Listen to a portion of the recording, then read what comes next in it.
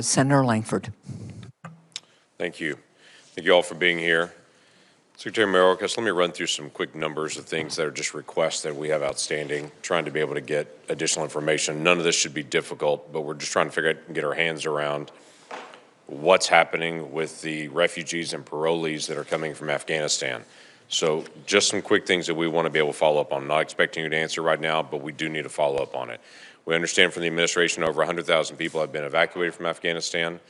We've heard a second number that 37,500 are actually coming into the United States and going through process. We don't know the remaining, where they're going, who they are they coming here or not? We don't know the breakdown of refugees and parolees. We don't know the breakdown of SIVs, the special immigrant visas, and what are called partial SIV immigrant visas, or folks that were American citizens and green card holders. There's some very basic pieces of information that we keep trying to be able to get. We cannot get at this point. We're also trying to get information about, for individuals that come into the United States, that go through the vetting process, that fail the vetting process, what will happen to them, or for individuals that come in as parolees but then commit criminal acts, what will happen to those individuals? We already have reports of some of the locations where some Afghan parolees are being held, that there's been some sexual assaults that have happened in those locations, and we're trying to get more information about that and to find out what happens to those individuals and where things go. None of those should be unrealistic questions. Those all should be data points that should be coming to you, and want to know if we can get those and how quickly we can get those. May I share some of that data with you? Yes. Senator, so over 60,000 individuals have been brought to the United States after screening and vetting.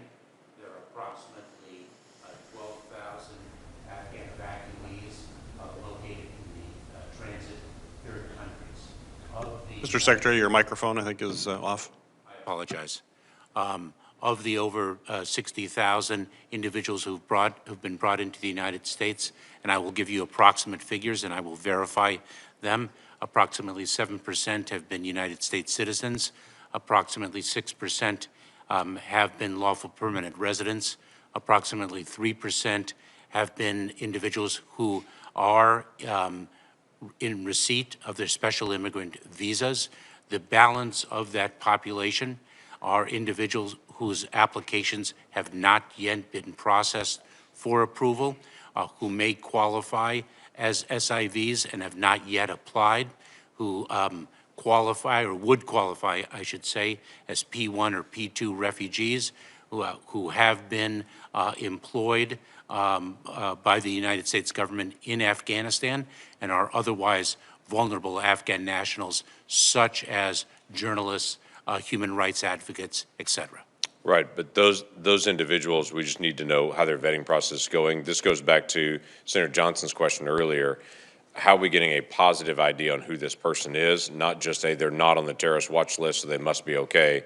Do we really know this is a journalist? Do we really know what's the connection point on it? There's also a very odd request that came in. By the way, thank you for the data on that. We'll follow up on the rest. There's an odd request that came from OMB.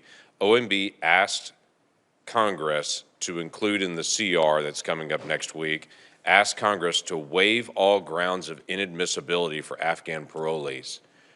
I have to tell you, I was a little astounded when I saw that, to say they'd like to include that in there, because the grounds for inadmissibility for Afghan parolees are things like terrorism, association with terrorist organizations, money laundering, human trafficking, drug trafficking, polygamy, prostitution, persecutor of religious or individuals based on religious or political opinion, those who have commissioned torture or extrajudicial killings. I was a little astounded that OMB asked, would you waive all these grounds and allow us to be able to move people regardless of these? Where did that request come from? So there must be a miscommunication, because we actually deny entry. We deny admission to individuals in many of those categories. Right, and should. So I will have to drill down on that. This was the request that came from OMB to start after a request to be able to put it into the continuing resolution so future parolees would not be denied based on these things. And I have to tell you, I'm a little bit confused by that, and I would tell you I would adamantly oppose withdrawing any of those, and I would assume you would as well. And there must be some miscommunication there, Senator, and I'll look into that immediately. Okay, well, let's follow up on that to be able to make sure that that stays clear, that Congress is not going to give up that restriction for any of those individuals that are coming into the country. You and I have spoken before, shifting subjects on our southwest border, about MPP, that the federal courts have stepped back in and said to you, you have to reinstate the Trump policy for the migrant protection protocols and to be able to put those back in place. You told me you were going to deliver to me a timeline and the process of where that was going to go, how you were going to follow the federal courts to be able to reinstate that policy. I have not received that document yet. Where is that document and that timeline? Senator, I owe you that timeline. The difficulty is, of course, that a predicate to the implementation of MPP, as we are required to do pursuant to court order, is our ongoing negotiations with Mexico. I do owe that to you. Be great. I'd like to be able to see that timeline to be able to know what status we have in that. Last summer, you also told me that you were going to get to me by mid-August during our budget hearing. You were going to get to me by mid-August the ICE enforcement guideline update. That's been a preliminary document that's been sitting out there for a while that you and I have both spoken about.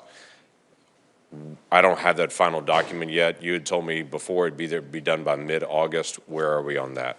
I expect to publish new guidelines by September 30th. That is my goal. Do you expect that recent crossers will still be a priority on that? I do. Where are we on just enforcement for recent crossers? We had some information that we got in late last night from the ERO office saying that there's about 100, what was the final number here? 100 and, let me pull it up exactly, 107,817 individuals have been released into the United States from the ERO office with different statuses. That's been changed. That was the notice to report. That's now been changed to different notations on that.